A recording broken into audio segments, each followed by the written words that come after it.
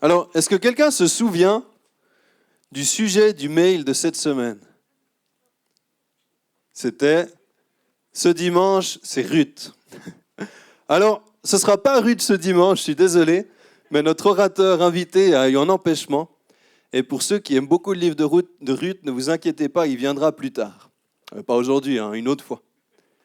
Et donc aujourd'hui, je vous propose de prendre un texte que je trouve absolument extraordinaire, et tellement profond, et tellement bon. C'est Jean 15, les versets 1 à 11. Alors, si vous avez vos Bibles, je vous encourage à les prendre maintenant. Je vais lire dans la version second, et malheureusement, ce ne sera pas projeté. Donc, soit vous écoutez bien, soit vous suivez avec moi. Jean 15, les versets 1 à 11. C'est donc Jésus qui parle à ses disciples.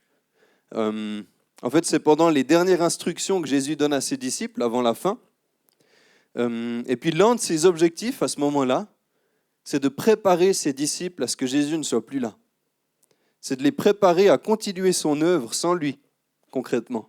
Et c'est important d'avoir ça en tête quand on lit ce passage. Alors, Jean 15. « C'est moi qui suis le vrai cep, et mon Père est le vigneron. Tout sarment qui est en moi et qui ne porte pas de fruit, il l'enlève. Et tout sarment qui porte du fruit, il le taille afin qu'il porte plus de fruits. Déjà, vous êtes purs à cause de la parole que je vous ai annoncée. Demeurez en moi et je demeurerai en vous. Le sarment ne peut pas porter de fruits par lui-même, sans rester attaché au cep. Il en va de même pour vous, si vous ne demeurez pas en moi. Je suis le cep. Vous êtes les sarments. Celui qui demeure en moi et en qui je demeure porte beaucoup de fruits. Car sans moi, vous ne pouvez rien faire. Si quelqu'un ne demeure pas en moi, il est jeté dehors, comme le sarment, et il sèche. Puis on ramasse les sarments, on les jette au feu et ils brûlent. Si vous demeurez en moi et que mes paroles demeurent en vous, vous demanderez ce que vous voudrez et cela vous sera accordé. Ce qui manifeste la gloire de mon Père, c'est que vous portiez beaucoup de fruits. Vous serez alors vraiment mes disciples. Tout comme le Père m'a aimé, moi aussi je vous ai aimé. Demeurez dans mon amour. Si vous gardez mes commandements, vous demeurez dans mon amour, de même que j'ai gardé les commandements de mon Père et que je demeure dans son amour. Je vous ai dit cela afin que ma joie demeure en vous et que votre joie soit complète. Amen. En fait, ce texte, je le trouve incroyable parce qu'il parle de la puissance de l'œuvre de Jésus-Christ. Mais il parle aussi de la profondeur de notre relation avec Dieu. Et puis encore, il nous montre en fait la merveilleuse collaboration que Dieu, dans sa grâce, a décidé d'avoir avec chacun de nous. Et qui est-ce qui désire être collaborateur de Dieu? C'est quand même pas mal d'être collaborateur de Dieu, ça donne envie. Moi, en tout cas, ça me donne envie. Alors, je vous propose qu'on prenne un peu cette parabole et qu'on l'explique un petit peu. Il y a 3 personnages dans cette parabole. Le premier, c'est le vigneron. Et ça, c'est Dieu. Ce qu'on comprend par là, c'est que c'est Dieu qui prend soin de sa vigne. C'est lui qui gère toute la vigne, tout le vignoble, en fait, c'est lui qui le gère. C'est lui qui décide qu'est-ce qu'on fait, c'est lui qui décide comment on agence le territoire et ainsi de suite. C'est vraiment lui qui décide, qui gère ce que le Fils fait et ce que nous faisons. C'est lui, en fait, qui fait en sorte que la vigne porte du fruit. C'est son problème. C'est lui qui prend les décisions qui doivent être prises pour que la vigne porte du fruit. Donc vraiment, il prend soin, il aime sa vigne, il la protège, ça c'est son travail aussi, d'empêcher, des bactéries ou des brigands qui viennent détruire la vigne. Il protège sa vigne. Je trouve que c'est un bon commencement de partir par là. C'est Dieu qui gère. Amen. Le deuxième personnage, c'est le cep. Donc, je voulais prendre une plante, mais je n'ai pas trouvé. Le cep, c'est le tronc, en gros, la grosse partie de la plante, de la vigne. Et puis ça, c'est Jésus-Christ. On le voit dans le verset 1, c'est moi qui suis le vrai cep. Et ça, c'est une parole forte, parce qu'en fait, dans Jean, il y a 7 fois Jésus qui dit « Je suis tatati, je suis tatata ». Il y a quelques mois, on avait eu « Je suis le pain de vie » ou alors « Je suis la vérité, le chemin et la vie ». Je pense que c'est le plus connu. Et là, c'est le dernier. C'est la dernière fois qu'il dit « Je suis » et qu'il affirme qui il est vraiment. D'où le titre du message, je suis le vrai cep.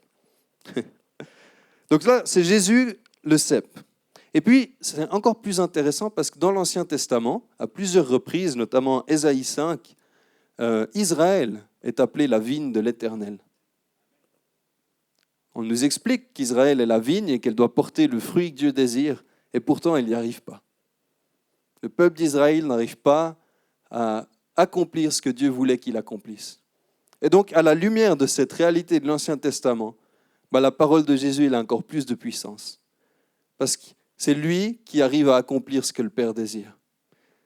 Là où Israël a échoué, Jésus-Christ il a réussi. C'est lui en fait qui remplit parfaitement les attentes du Père. C'est lui le seul qui puisse les accomplir. C'est l'intermédiaire qu'on a besoin en fait entre Dieu et nous pour pouvoir porter le fruit que Dieu nous demande de porter.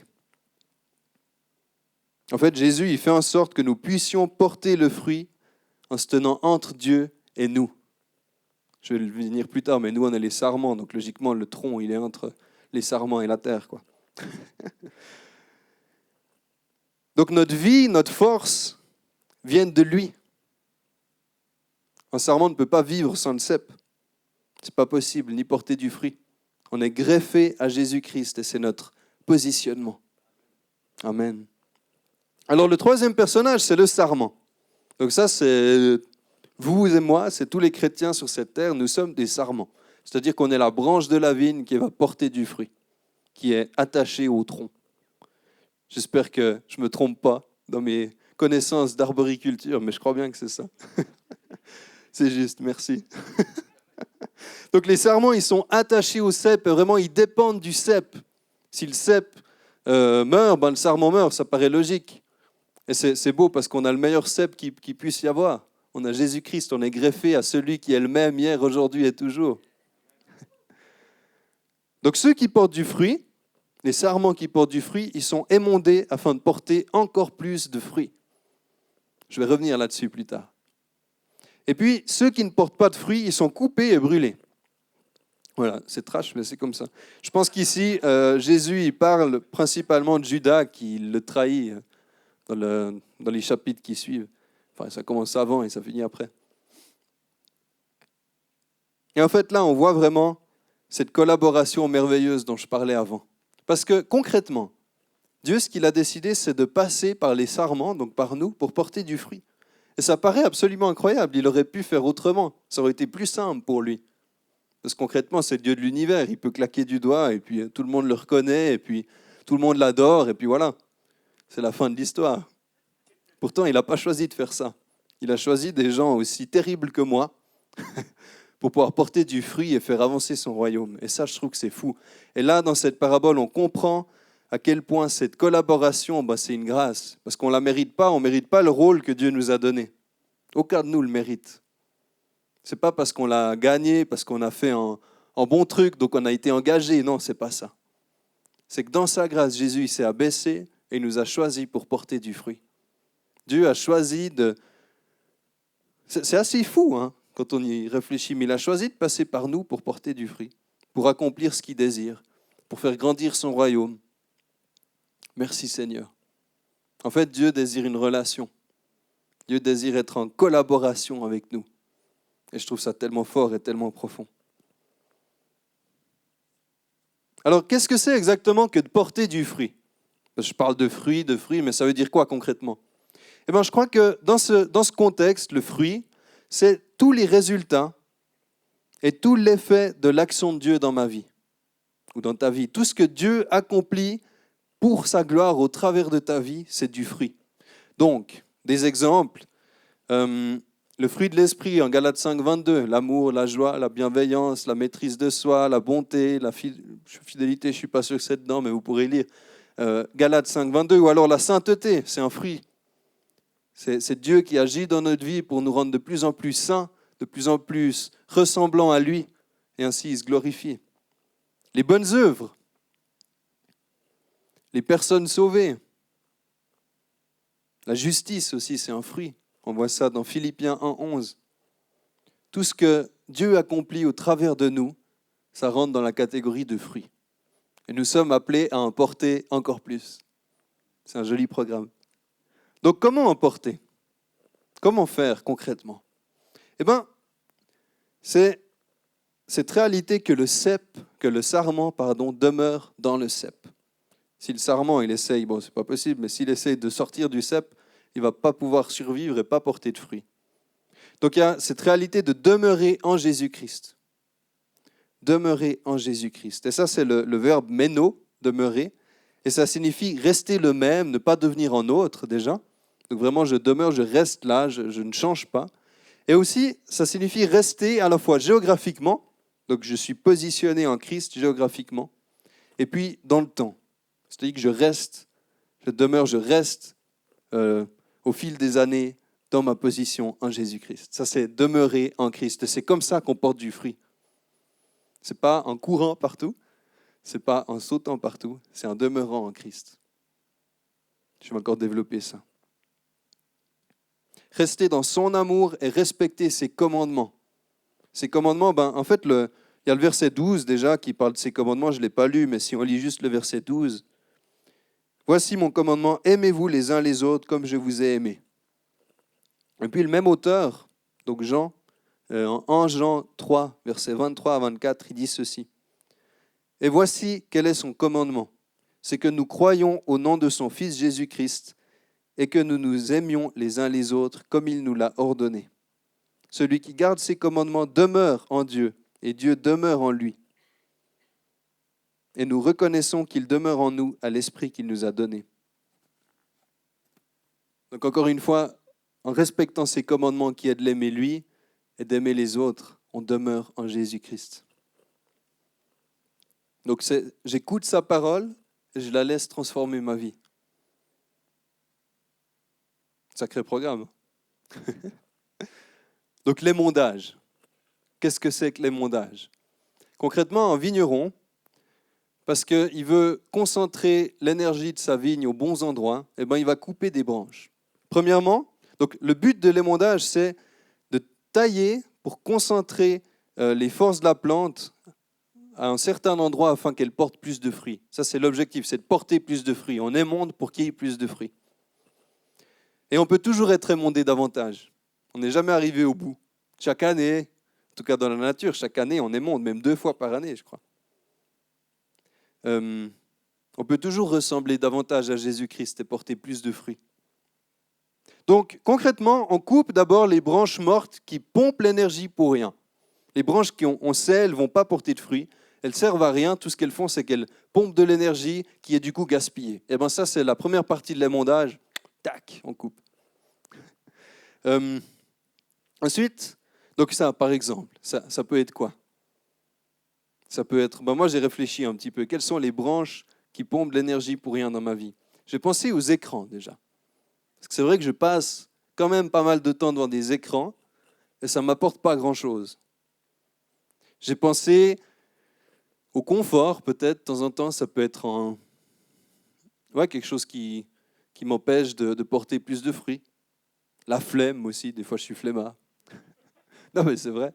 Je me dis que s'il fallait couper une branche, ce serait peut-être celle-ci, parmi d'autres. Ou alors peut-être un péché à répétition. Tout ça, c'est des choses qui nous éloignent de Dieu, en fait, qui nous font mettre de l'énergie dans là où ça ne sert à rien. Donc, et toi, quelle est ta mauvaise branche qu'il faudrait émonder? Bonne question. Hein? On peut demander à Dieu de l'émonder. Et puis, ensuite, ça c'est la première partie de l'émondage, mais il y a une partie qui est peut-être surprenante aussi, c'est qu'ensuite on coupe les branches vives, afin que celles qui restent, celles qu'on choisit, elles portent encore plus de fruits. Donc là, ça veut dire en fait être stratégique dans mon service pour Dieu. Ce n'est pas possible. Qu'est-ce qu'on va prendre comme exemple? Par exemple, moi je ne peux pas travailler à City Life, puis travailler encore à Corzo, puis encore travailler à la chapelle de Clarens. Ce n'est pas possible. Je vais servir à rien nulle part.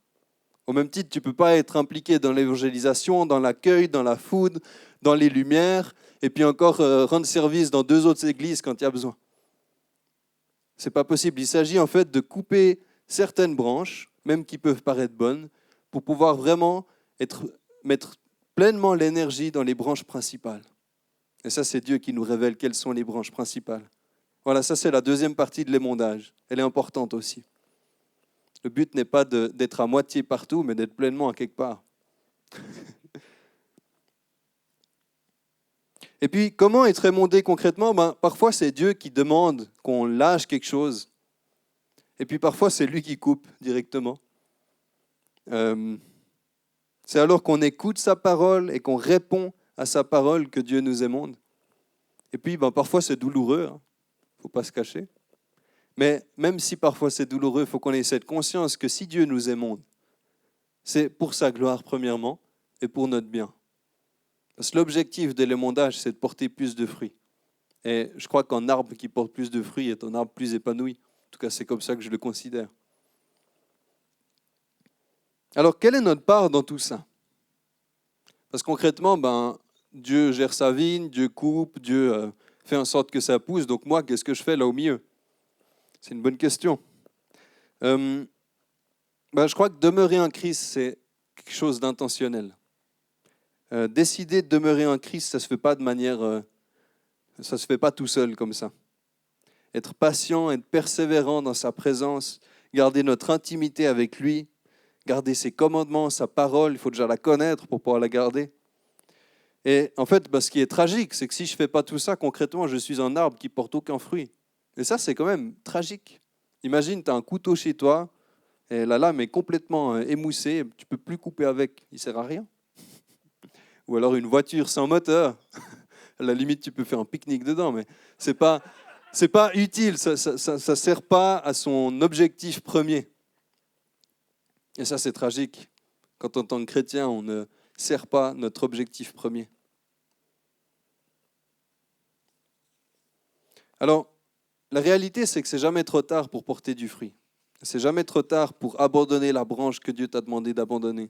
Et c'est jamais trop tard pour le prier de venir t'émonder davantage. Concrètement, Dieu pardonne. Et puis, non seulement il pardonne, mais en plus, il travaille en nous et il nous émonde. Et ça, c'est la bonne nouvelle. Donc, si aujourd'hui, tu te sens dans une impasse au niveau de porter du fruit, il n'y a pas de souci. La solution, elle est auprès du vigneron. Donc voilà, porter du fruit manifeste la gloire du Père. Le vrai disciple a pour but de glorifier Dieu, ça c'est l'objectif suprême. Et puis, comment il le fait? En portant du fruit. Dieu se glorifie doublement en fait dans ce processus, c'est assez fou parce que non seulement le fruit qu'on porte le glorifie, mais en plus c'est lui qui nous donne de porter du fruit. Il est malin. Enfin, malin, ce n'est pas le bon terme, il est sage. Il est sage. Donc Dieu, en fait, nous demande et il nous donne en même temps. Il nous dit porter du fruit, puis il nous donne de porter du fruit. Et c'est vraiment un privilège, il faut qu'on se rende compte à quel point c'est un privilège d'être des collaborateurs de Dieu. On ne l'a pas mérité, c'est sa décision. Et c'est une décision qui transforme notre vie et qui est tellement belle. Ce qui glorifie Dieu, encore une petite subtilité, ce qui glorifie Dieu, ce n'est pas de donner ou de faire, mais c'est d'être. Demeurer en Christ. Et c'est de là que tout vient. On n'est pas dans l'activisme, on est dans l'être. C'est en étant en Christ et comme Christ que nous portons beaucoup de fruits et que nous glorifions Dieu. C'est en étant en Christ et comme Christ qu'on porte beaucoup de fruits et qu'on glorifie Dieu par sa grâce. Alors, aujourd'hui, j'ai envie de déclarer une année d'abondance. J'ai envie de déclarer que Dieu vient nous tailler là où il faut, que Dieu vient nous donner, nous concentrer sur les bonnes branches, et puis surtout que par sa grâce, nous portions beaucoup de fruits dans tous les domaines de notre vie, dans tous les endroits où on va, qu'on puisse porter ce magnifique fruit qu'il désire qu'on porte. Et je propose que, pour terminer ce temps, on puisse prier chacun où on est, laisser cette parole nous interroger, laisser Dieu nous interroger, nous parler à notre cœur, et s'il y a des endroits à couper, qu'il puisse nous le révéler, et qu'on puisse se soumettre à lui en tant que sarment et lui dire « Mais Seigneur, par ta grâce, fais-moi porter du fruit. » Alors on va prendre 1 minute de silence, puis après je prierai encore pour ça.